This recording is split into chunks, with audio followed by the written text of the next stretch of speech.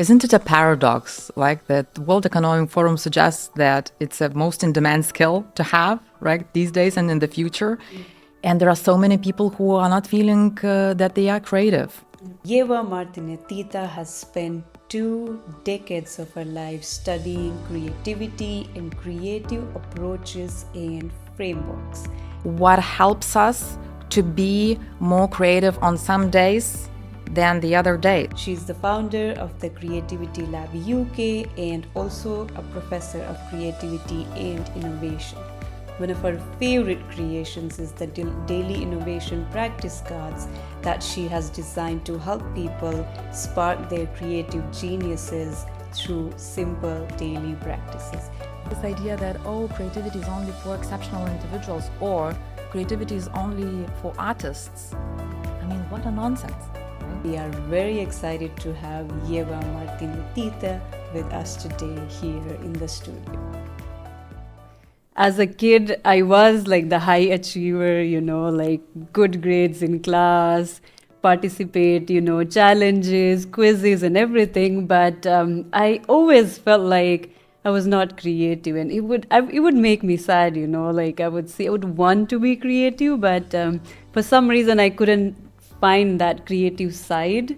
And maybe I was like so focused on, achieving the grades and all. And even growing up, I've like in workplaces and everywhere, I've met people. Most people don't feel creative. We feel like it's something, not for everyone. And these days with the, technology and all the tools that we have on our fingertips, what really can differentiate us is creativity. And also we can see a lot of reports these days that more and more companies, one of the top skills they want to see in people is creativity. So we think that creativity is something exclusive for some people and some geniuses, and it's not for all. But you've been working on the topic for years. What is creativity to you? How do you see creativity? Thank you, Anila. Thank you for having me. And isn't it a paradox, like that the World Economic Forum suggests that it's a most in-demand skill to have, right, these days and in the future? And there are so many people who are not feeling that they are creative. So I think it's really important, the work that you do, and thank you for having me. I think it's a very good opportunity to debunk this myth. And of course, creativity is very complex, right? We can look at it from many different perspectives. And I think sometimes it's easier to say what creativity isn't.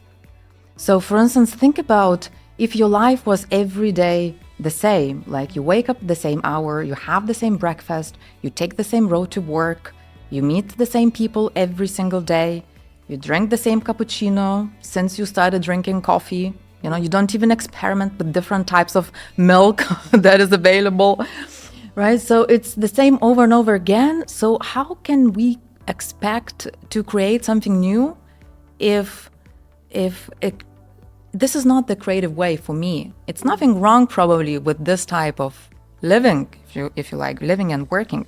But for me, it's not creativity. So everything that it's repetitive over and over again is not creativity.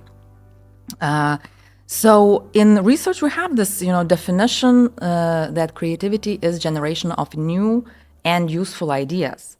And I think it's important to understand this duality, that we have duality, novelty, originality, and usefulness or value or practicality. And I think many times people are divided either, they are very good in coming up with original ideas, but they don't persist enough to get them valuable, right? Or on the other hand, many businesses just keep baking practical ideas and nothing original, right?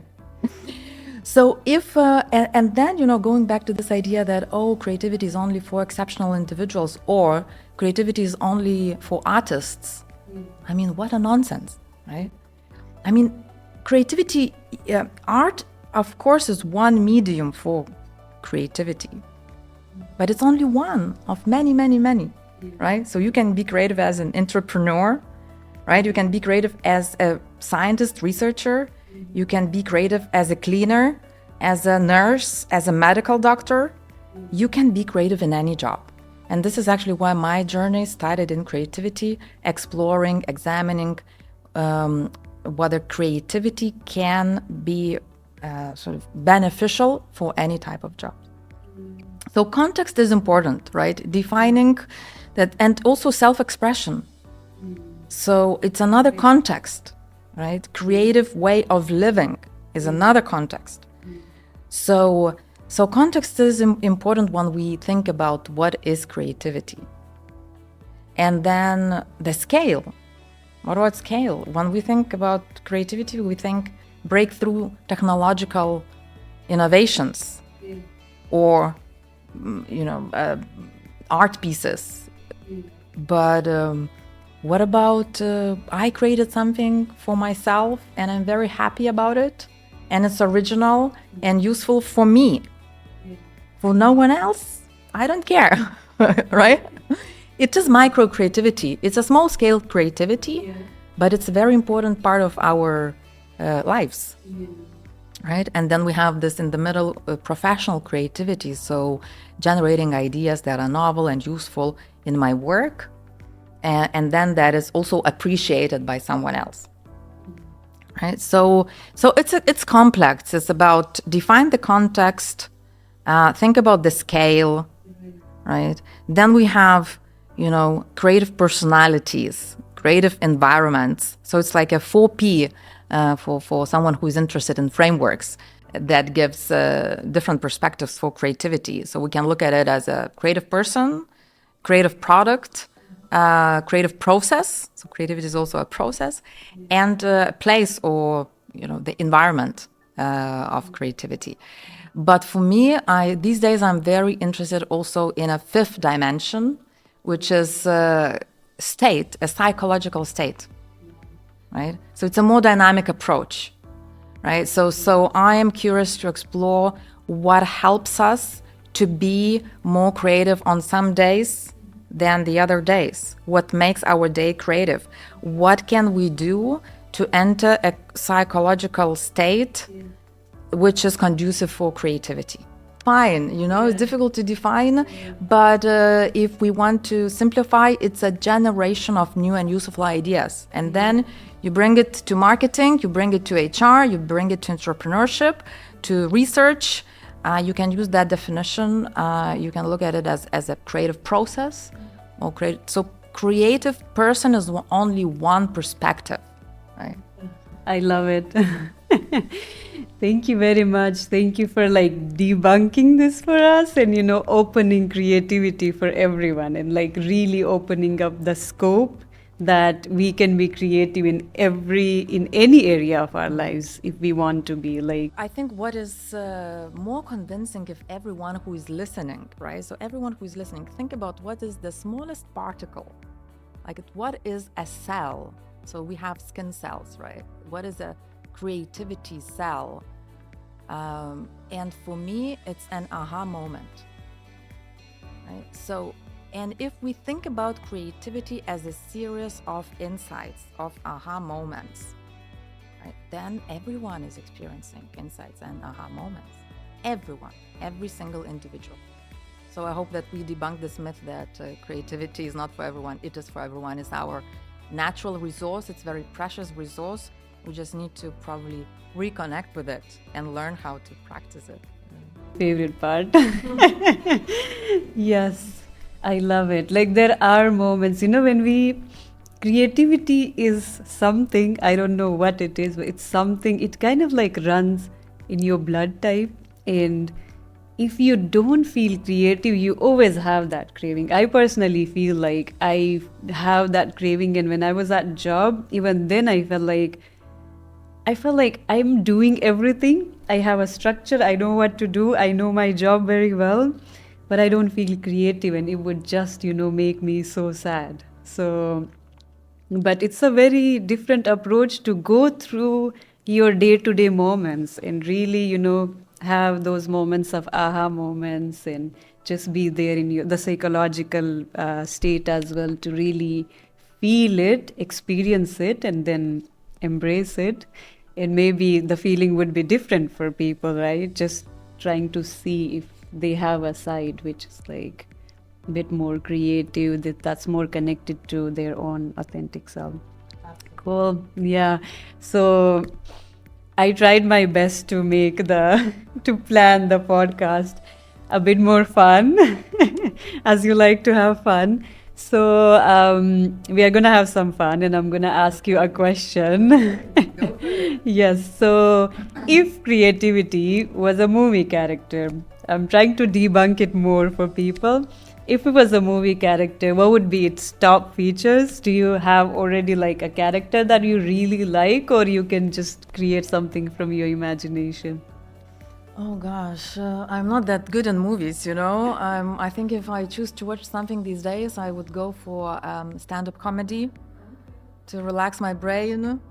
But I think the first character that comes to my mind is the Amazon Prime series, Marvelous Mrs. Maisel.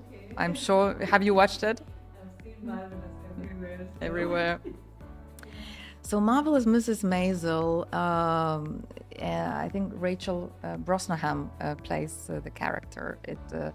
The story takes place in 60s in Manhattan, in Jewish family, and for Midge, who's the main character, life is already planned, right? She's gone through college, she's getting married, and she's having two wonderful kids. She's also very feminine, energetic character, and she's a great cheerleader for her husband, who wants to pursue a comics career. And so, she's on her mapped life, right? And then her husband leaves her for another woman, and she has to reinvent her life, right? And we follow her journey. We follow her journey, how she, by accident, discovers her own comic talent. And we follow her journey of becoming a stand-up comedian, female comedian in a very, in a man's world in 60s in America. And we see this very brave and risk-taking and norms-breaking character, which for me absolutely represents a creative endeavor. But at the same time, we see, she's very resilient in her ups and downs, but she's also vulnerable.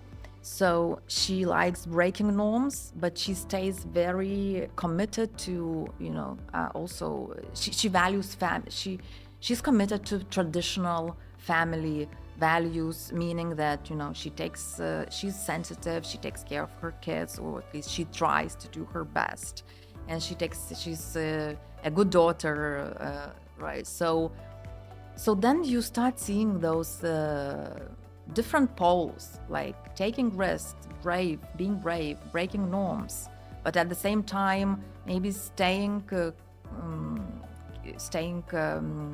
preserving the traditions. And staying committed with the family traditions. So this is she's very playful, but at the same time very disciplined. This is very interesting for me, like to see those like emerging poles. Right. And the other movie that I could think of is the movie Air, directed by Ben Affleck, and Matt Damon plays this character, Sony Vaccaro. And Sony Vaccaro is like a basketball executive. And his role, he's very, very passionate about his job. His role is to come up with a new spokesman for Nike basketball shoes. And at that time, Nike is still in the very early days and competing with companies like Converse. So Converse is very, very established already at the time.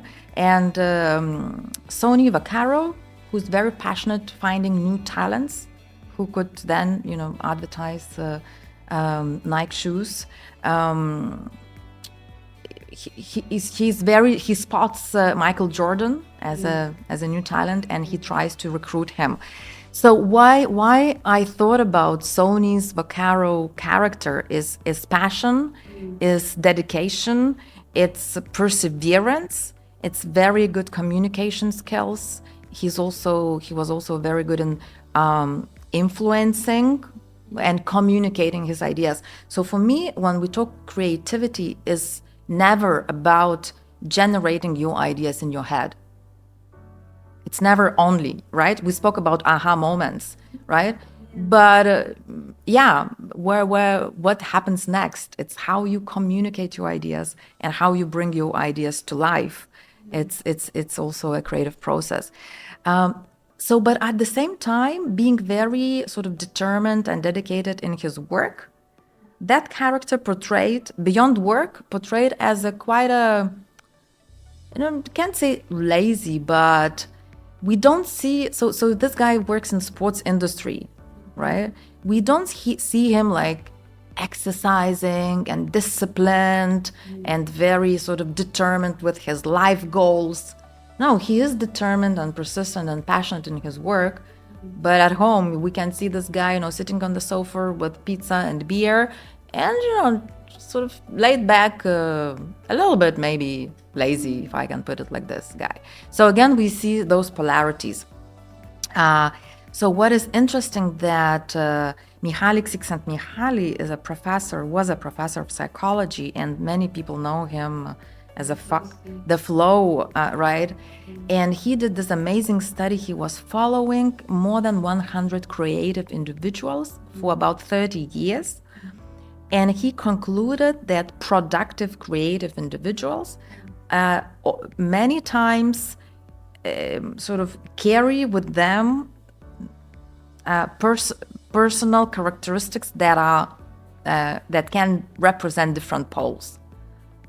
So you can think of Mihaly Csikszentmihalyi concluded that someone who can be playful, but at the same time disciplined, what we saw in Marvelous Mrs. Maisel character, it's a feature of productive, creative individual.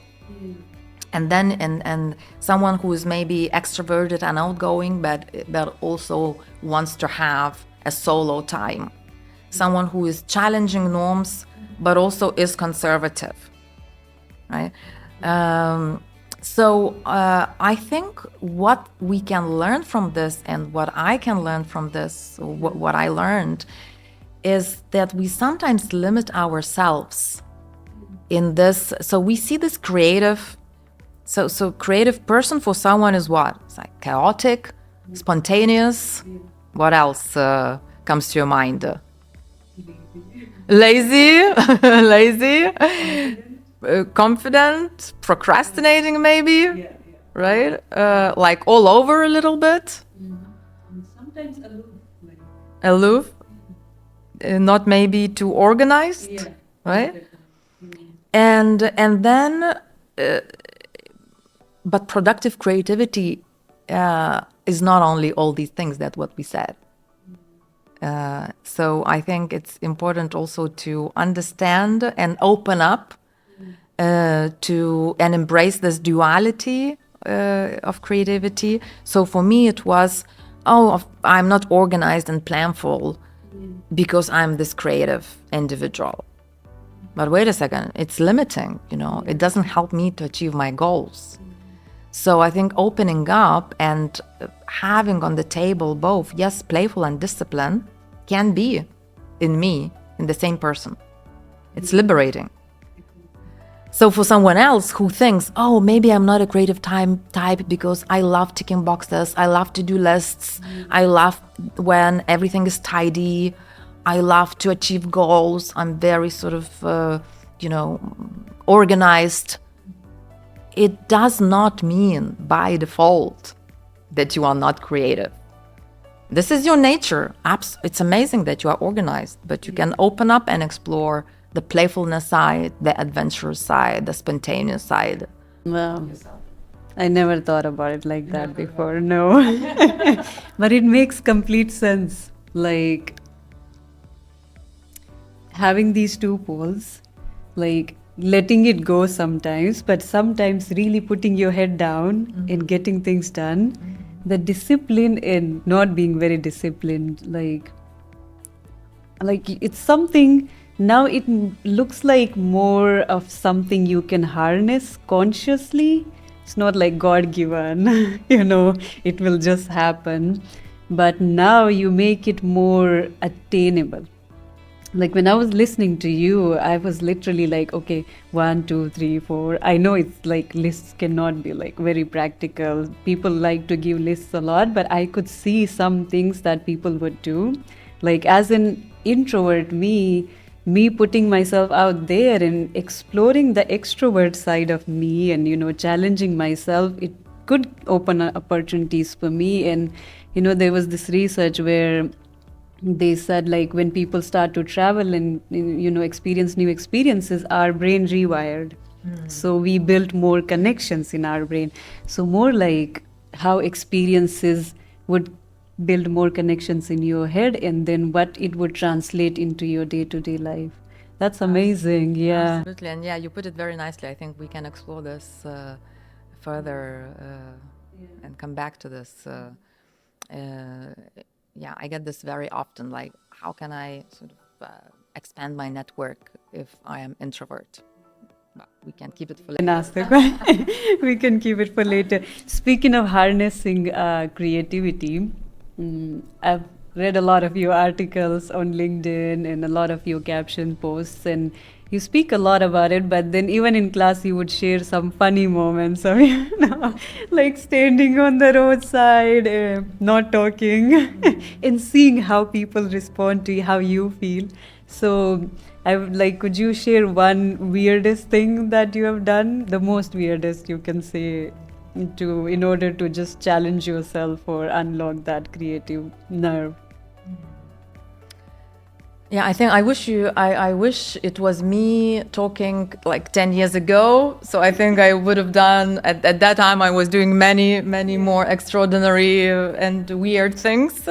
These days for me, the beauty is probably, yeah, it's micro. It really, all the weirdest things happen at a micro level. And this is for me, my new medium of creativity.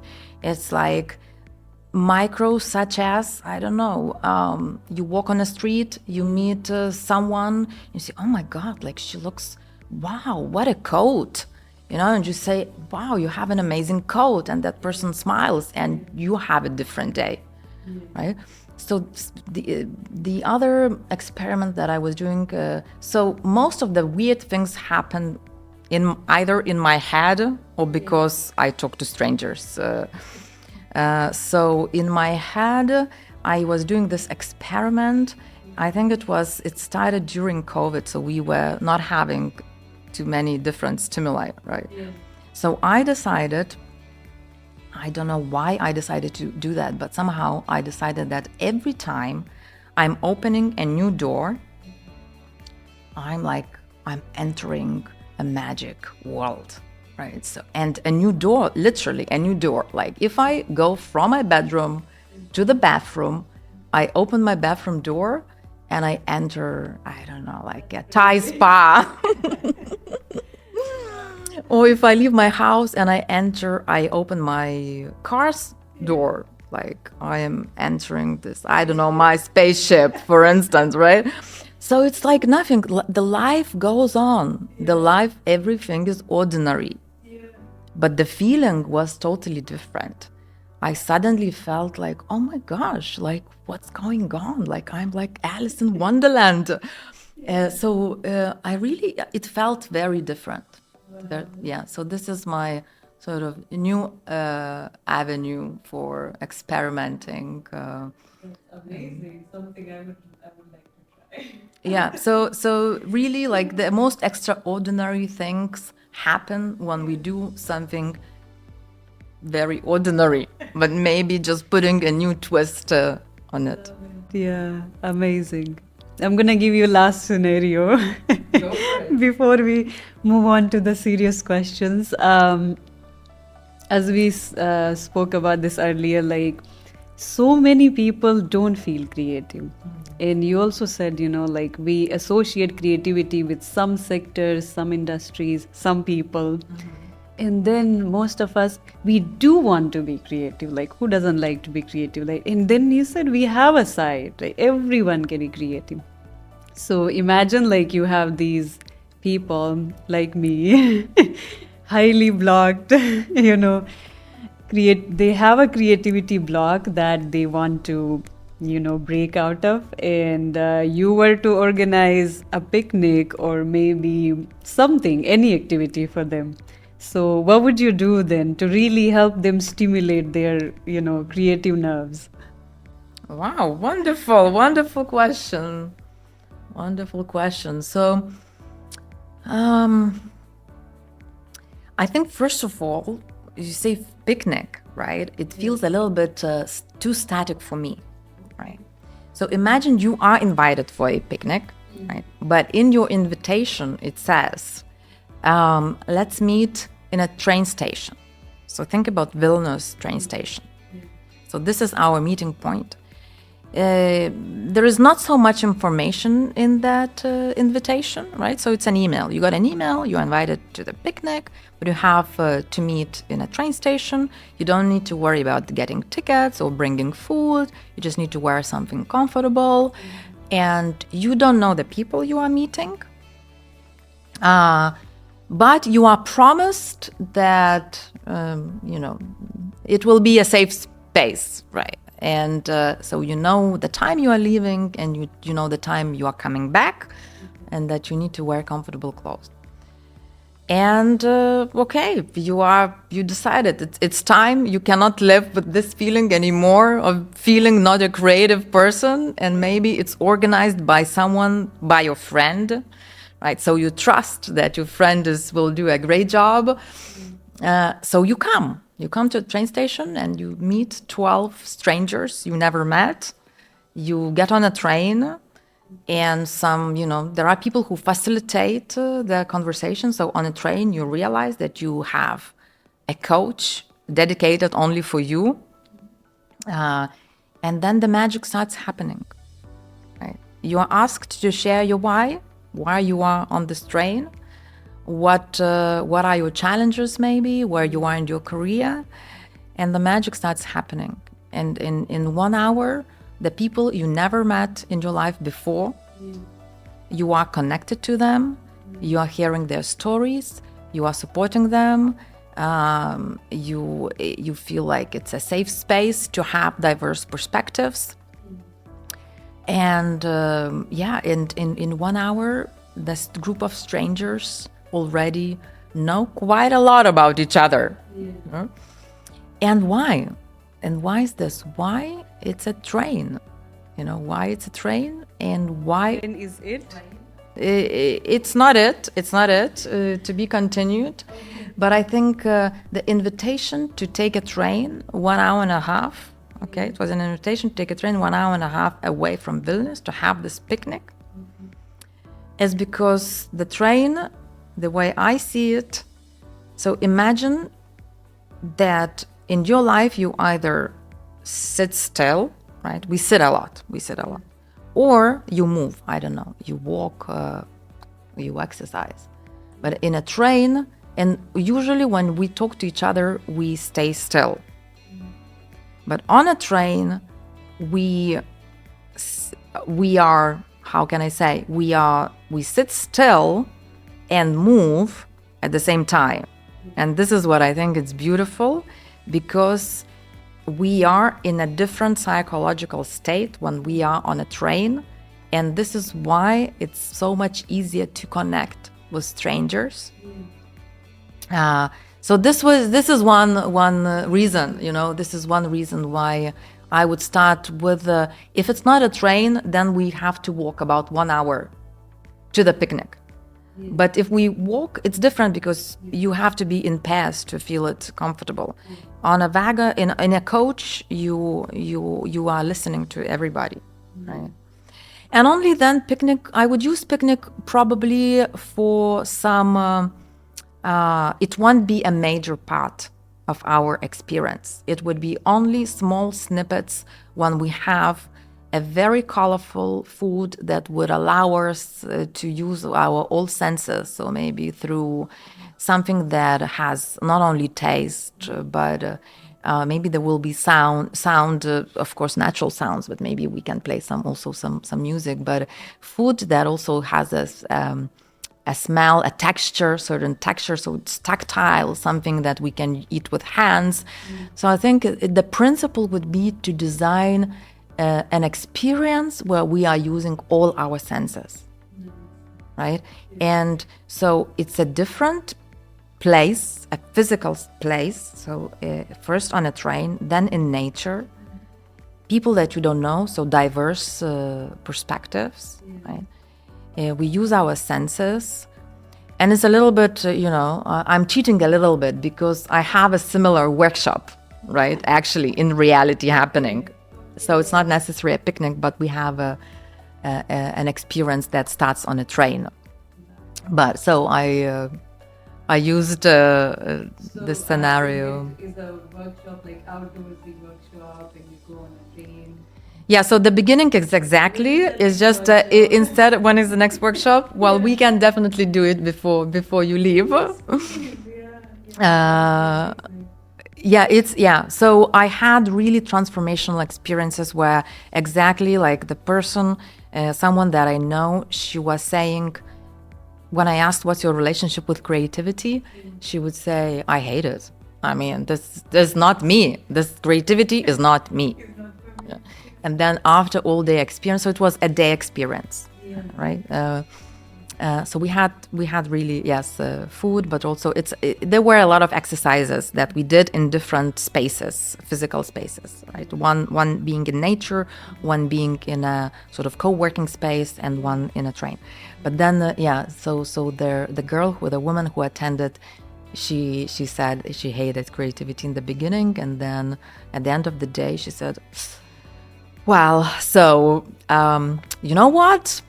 Maybe I am creative, So that was the best gift for me as well. Honestly, I feel like the best gift you could give anyone would be creativity. Just opening up their mind. Like do you love your work? I'm sure you do. It's like, I don't know even why would I ask this question, but it's so fulfilling, like helping people. And the fact that so many people don't explore that side of themselves, and then just opening up that opportunity in the horizon for them would feel so much, like amazing. Like it's an amazing service. So next workshop before we leave. Okay, you must sign up. Yes. So speaking about, how there is possibility, like we could be, any one of us could be creative at any point in our lives, but most of us still struggle. We don't have this warm relationship with it. We don't have the proactive relationship with it to just put ourselves out there and see what happens. And it could be because in one of your talks you spoke about stress, right? And stress could be killing our creativity because we have such a stressful lives. We have such tight schedules, so we are literally on the run day in and day out. We barely get to do anything on the weekends because we work 5 days and then we do the chores and other just have the time to breathe on the weekends, and then it's like the clock is literally going in round and round all the time. So what do you have to say about like stress and creativity? Like, does it really kill creativity, and what we can do to de-stress at times and really open up a little bit? So short answer is yes, stress is killing creativity, right? And some people say that, some pressure is good. Yes, some pressure is good sometimes, not in a long time, not all the time. And I think it's the way I think about it is, it's like, you are running, you are late to catch a flight, but you are also very hungry, and you pop into the cafe, you are getting something to eat, You get on a plane, you look at the sandwich you bought, and you think, what the hell? I don't even want it. So for me, this is the creativity under the gun, right? You can produce. The quality, if you're happy with this type of production, or you can live with this type of quality, it's fine. It's fine. But it's so two things. I think first, that we cannot all the time produce high quality outputs anyway. And yes, sometimes we are stressed, and we just need to accept that probably for this project, I can live with this quality that I got. But if we are working on this, if we are every day overwhelmed, our anxiety is high, we feel that so stress is when our demands are higher than our resources. Okay? So our workload is higher than what we have. So one way to think about it is, okay, maybe there is very little that I can do with those external demands, but then what can I do with the resources? So for instance, like, I don't know, if I have, like, I am delivering this podcast now. I was preparing for this podcast today, right? And last week I started to do that. I had another podcast last week as well. I will be giving a talk next week, and there is all the time the preparation, and it's really demanding. And I have to be very, very careful how I manage, where do I recharge, right? So it's not always if you can, to decrease your external demands, do it, right? If you overbook yourself, think how to say no, right? But if already situation happened, what can you do? I think the other habit that I'm trying to learn is, like, how can I get into more relaxed state very quickly? It's like 10 minutes. I sit and breathe. That's it. I cannot do anything, but I can sit and breathe for 10 minutes. Because I don't know, it's they are not friends. Stress and creativity, you don't have headspace for your ideas to emerge. You just go for shortcuts. It's a survival mode. You make decisions, you brainstorm ideas at your survival level. And if it's for a long term, is not sustainable, right? So it will be detrimental to your well-being at the end. Because creativity is also a very cognitively demanding task.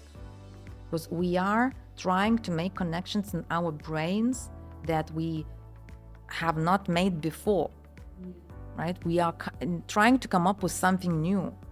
And it requires a lot of brain power, right? So, and if there is stress on the top of that, it's burnout. That's why actually mental well-being and burnout, it's quite a big problem in creative industries, because these guys have to produce creative output, and they don't necessarily take care of their creative resources, and they don't necessarily think that actually creativity is something that you can nurture, right? To sustain high levels of creativity. And it is possible.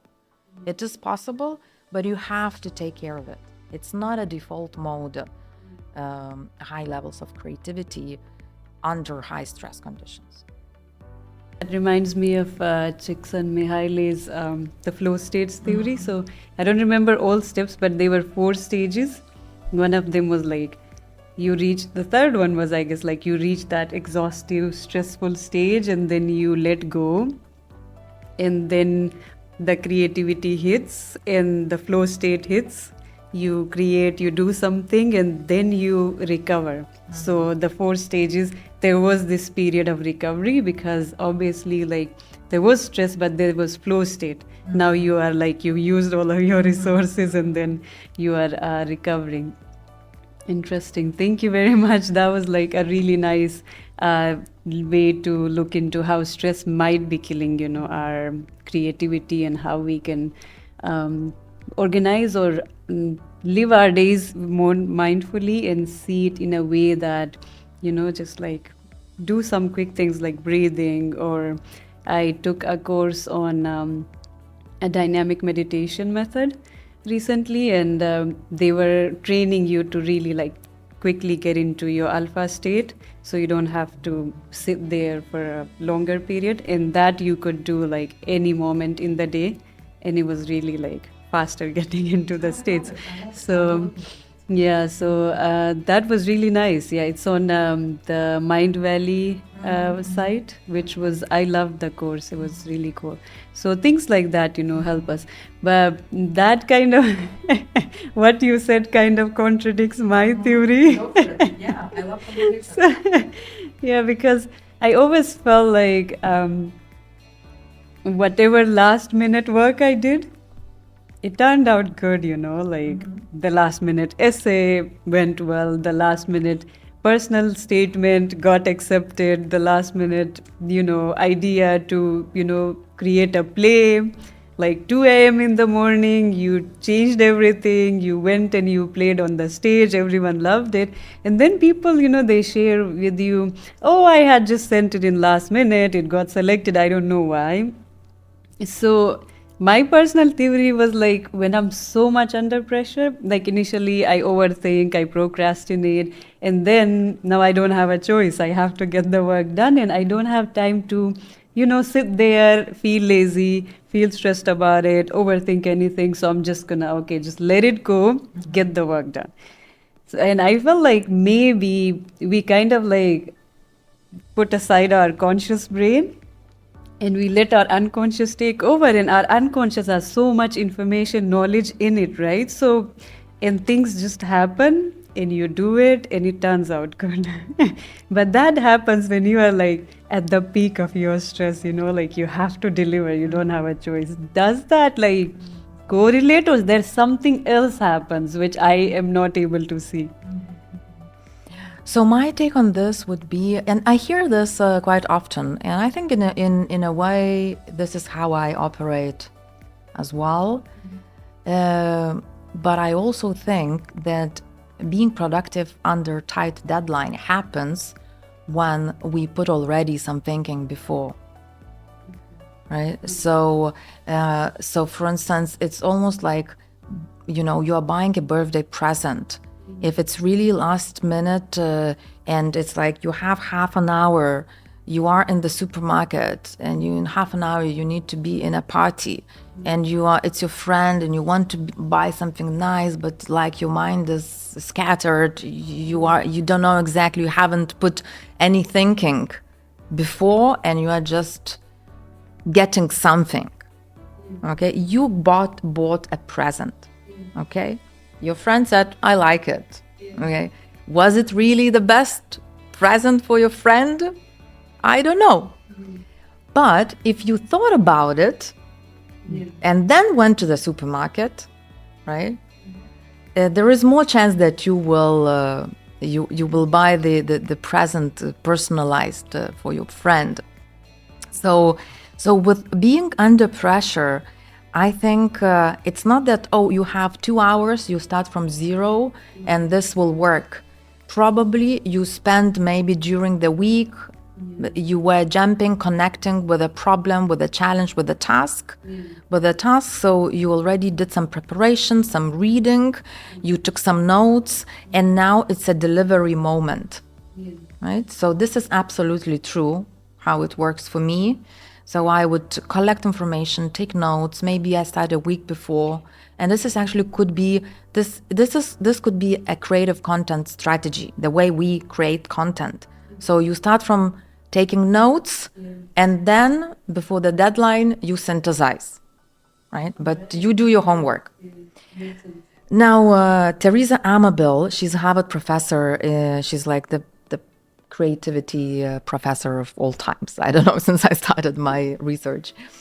So she has, I think she did a research on creativity under time pressure, and it's a U shape. So maybe the connection between time pressure and creativity is a reverse. Let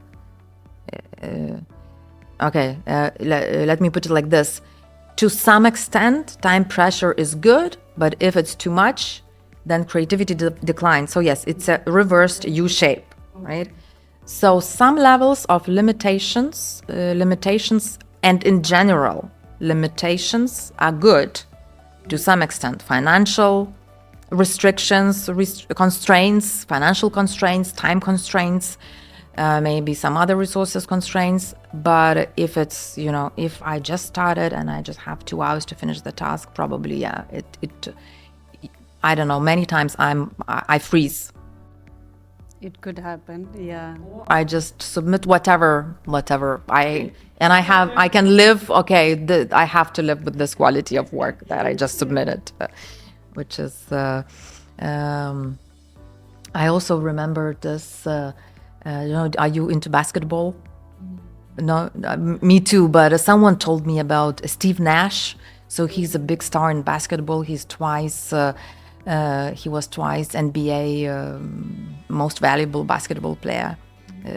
player, and he's also considered as one of the most creative players in basketball, and he's especially creative in how he passes the ball. So you can look at him playing the match, and you can think, okay, so this is like a very creativity under pressure, because you spot the opportunity and you pass the ball, and it's amazing the way he passes the ball to someone else. But it's because he trained all his life and he specialized in really very different sports. He started playing basketball when he was 12 or 13, and before that he was playing soccer, he was playing rugby, he was playing ice hockey.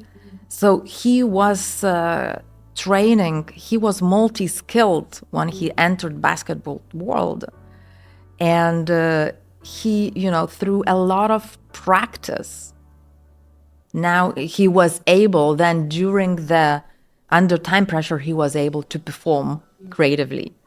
But the work that has been put already before that, right? So this is what I believe. Yeah, I can relate. Like, I think you can see it more vividly in sports. So now you correlate. Now it completely makes sense what you said. Like your brain had done the work before already. It had all the ingredients. It just needed to put it together. So I play volleyball. And I remember, like, I would come back and I would, after reading the flow states, I would try to see, like all the best shots. So I was like the hitter, and all the best shots I would do, like I wouldn't remember how I went from there to the net and how I, hit the ball. And I would try so hard, come back, sit, and I would only remember the ball was coming towards me. And the ball had hit the ground on the other side, and there was no middle. Yeah. So it makes sense because we would practice it so much. So when you are actually playing, you don't have the time to, think about it. Like, okay, now the ball is coming, now I'm going forward and I'm going. Yeah. So. Yeah. And I think what is important not to forget.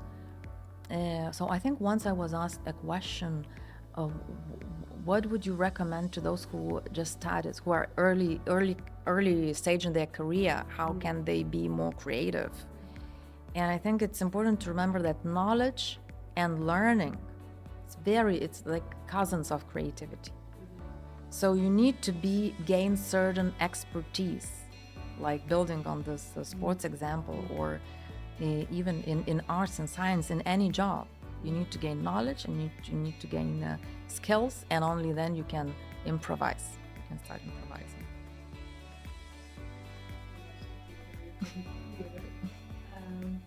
We have your beautiful cards here. I love how you call them dip. Right? They are like so beautiful, so colorful. And then I got this one as a gift. I love tea.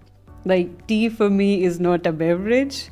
It's like, even for my family, like we drink tea as like, you are sad, have tea. You did something great, have tea. You know, like you, yeah, like you start a good day with tea, you end a good or a bad day with tea. So it's something much more than a beverage, you know, like it's like sometimes you are lonely, you have tea. I feel like I have a companion with me. I drink it with that love and passion. So I loved it when I got this card. It's always on my table, and then I was sharing this with a group of young students who are trying to build a student support network in the underserved areas of Pakistan. And I was sharing this with them because they shared that. When they came up with the idea, they were actually, you know, having tea, and you know, they just decided over tea, they thought about, you know, why don't we do this, and then they started, and it became a big network. Now they have like 6,000 students. They've, you know, raised like some 2 million PKR for 60 students to support them financially. Such a big network. And then they are like, once, you know, this network started to grow, we started to have tea rituals. So they have like tea events. On yeah. Is there like a type of tea that you like? I drink. We have this specific tea where we put salt. It's very unique. Teach me. Yeah. Put salt. Yeah, we put salt, yeah, in tea. So it's like black tea, but then we put milk and we put salt, and then we put ginger, black pepper. I like it with black pepper and ginger, but then people put cardamom. They also put like cinnamon. So more like masala chai. So yeah, I like that tea, but then like for others, you know, like green tea and other, but they also had the masala chai, the milk tea. Yeah. So about the cards, like they are beautiful. Like imagine like you feel the connection, and then you can pick your card and then try to, you know, remind yourself to really sit there and do. And I don't know, like how did you come up with this? What's the vision behind the cards, and how someone can use these? Like, wow, thank you for the opportunity. You know, it's like my third baby. I say to everybody, it's sort of, it means this deck of cards. I dare to say, I think it's almost has a value as my PhD thesis, or maybe even more. So because it really, it's my sort of, it was my passion project, right? But it was really the intention to have like you can think about this deck of cards as an interactive book, right? So normally when we get a book and we read it, we put it on a shelf, and I tell everybody who got this deck of cards, don't keep it on a shelf, please, because they are supposed to stand on your desk. Yeah. And remind you gently. So for instance, the one that I got is passion is nurture your passion, and passion is energy. And I worked with an illustrator and designer to visualize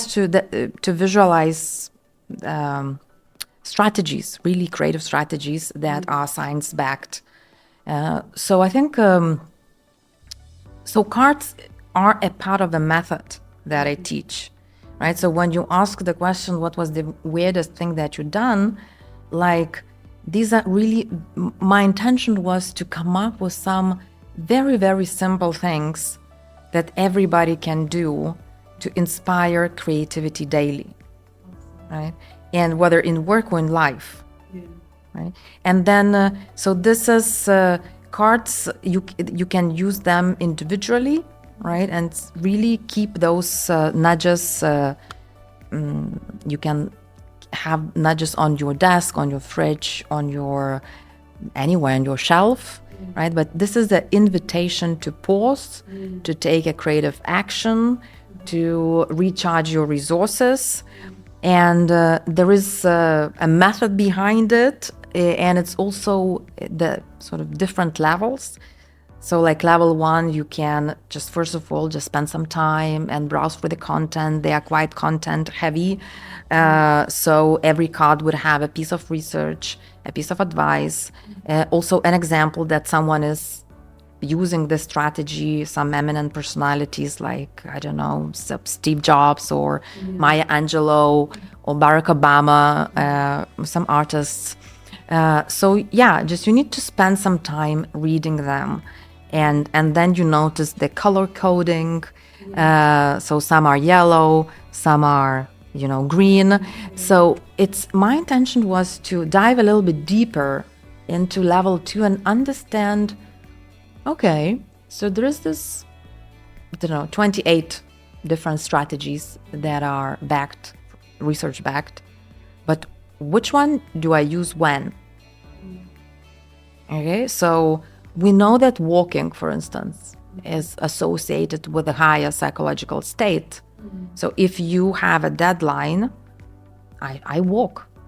If I have a deadline tomorrow, I walk to either brainstorm ideas or synthesize the content. For me, I discovered that walking is really good to synthesize. So after I collected a lot of pieces of the puzzle, and I need somehow to make a decision to converge, to synthesize. But I mean, where do you walk? How long do you walk? Do you listen to music? Do you listen to podcasts? I mean, there are so many ways. Do you observe surroundings? Do you mechanically walk?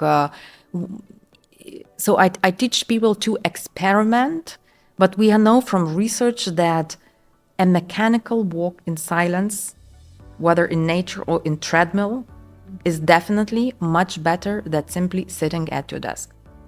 So you can increase your creative output by 60% if you walk. And this is, 60%. And what could be simply a strategy than this, right? So I am, you said that creative people are associated with laziness. I also saw myself as a lazy person. I did not want to learn any new method, any new template, anything drastic, right? I just wanted to learn how can we integrate creativity in our daily routine and being just simply by being more aware.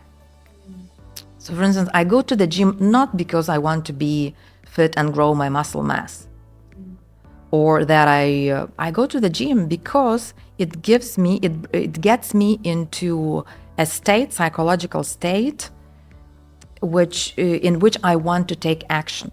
So if you get paralyzed in your creative process, yoga might not necessarily help, right? If you get paralyzed, I think, at least from my experience, and because we still have quite little research, we know about physical activity that it's good, but which activity when, right? So for instance, doing weights and quite an intense weightlifting exercise, something that you are doing 1 hour, an activity in which you are overcoming challenges and you have the sense of achievement, and it puts you into the action mode. So for everyone who's listening, if you are a creative person who is good in thinking, in generating ideas, but it's difficult for you to take action, go to the gym. Do weightlifting. Okay? Now, if you are someone who is, quite good in action, but maybe it's difficult to pause, it's difficult to reflect, there is no time to digest all the information that you got through the day, too much stimuli, or very performance-oriented person, right?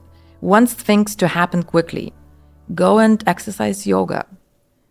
Go and exercise laying in Shavasana. All right. So the cards, So how do I know which one to do then? Yeah. So Randomly pick one and do that? Yeah, you can randomly. I think what I see people love picking randomly, and most of the times card is finding you. Yeah, I closed my eyes and I was like.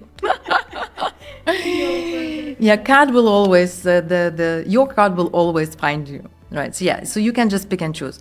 But then if you want to dive deeper, I also run a 5-week creative habits program, where I introduce a framework. I tell what's the research behind it. Over more than a month. We practice different strategies and we share what different strategy did to us. And it's still sort of an introductory course, because this is something that once you master it for life. Okay, but to start and feel progress, it takes time. It's the same like so in the Creative Habits program, we experiment a lot with different cards, with different strategies, different ways of personalizing every strategy, depending on where you live, what's your family situation, what you are naturally, where do you find joy, right? So you can also, and this should be, the idea is that creativity should come organically. Yes, maybe meditation is not for you, but we gently invite people to just experiment maybe with 3 minutes. So we create this space to experiment, and like realizing that, oh, yes, meditation is not for me and I tried it and it didn't work is also good. But what could be alternative ways for you to feel grounded or de-stress? Right, so it's a lot about exploration, but we know from research that there are, certain ways that can help you to boost creativity. So I don't know, like for instance, music is good for creativity, but what music do you listen when? Yeah. Right. So if you have time, 5 minutes, and you need to get into the energized mode, you'll get the upbeat music with nice lyrics that you really love, and you listen to that song and you shift yourself to a positive mood. But if you don't even have 5 minutes, then you listen to upbeat instrumental music without lyrics. Okay. I teach this organic creativity method in my online program, where everybody gets cards. Yeah, and we will display it's on the creativity lab. It's sign up on your website. Yes, creativitylab.co.uk, but also people can find me on LinkedIn and just drop me a message. I will be opening a new invitation for people to sign up to the online program soon. But people also can get a deck of cards and play with them individually. And then there is a separate for the teams, but let's pause for now. I really want to ask one last question. Okay, go for it. I think someone's on the door, so we'll do it really quickly. We talked a lot about harnessing positivity, having fun, going out of your comfort zone. Yesterday I was talking to someone, we discussed like how important it was to also address like the negative emotions in our bodies. Like you are angry, you are sad, you feel bad, and something like really, tuning into that side as well and not really forget about it. What does that have to do? Is there any relation there that could, I mean, very much. I mean, creativity can be also very frustrating process. Yeah. Right? So a lot of negative emotions happen. It's like, yes, you asked me earlier, do I love my job? I love my job. It's really meaningful. But it's also a lot of frustration during the day, right? It's because, it's, as I said, it's first of all really demanding, right? Demanding emotionally and cognitively and physically. Like, so how long can you sit and write, I don't know, some thought leadership a newsletter or preparing for a talk or a workshop? But on a positive note, there are a few messages here. So first of all, active negative emotions such as anger and frustration. From research, we know that they are also good for creativity because they drive us to take action. Yeah. Right? So to be honest, every time I fight my husband, I'm quite grateful because this is the best. I am sure I will take some action, right? Not thinking, but action, right? I will make my ideas happen, right? So the other thing is find a moment when, if you feel some negative but passive, such as maybe sort of more on a